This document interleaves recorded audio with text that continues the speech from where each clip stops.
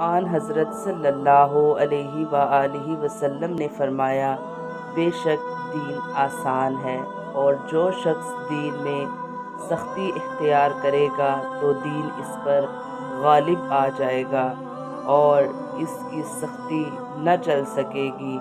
بس اس لیے اپنے عمل میں پختگی اختیار کرو اور جہاں تک ممکن ہو میانہ روی برتو، اور خوش ہو جاؤ کہ اس طرز عمل سے تم کو دارین کے فوائد حاصل ہوں گے۔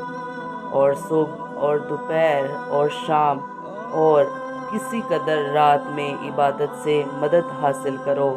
نماز 5 وقتاً بھی مراد ہو سکتی ہے کہ پابندی سے ادا کرو۔ صحیح بخاری حدیث نمبر 39۔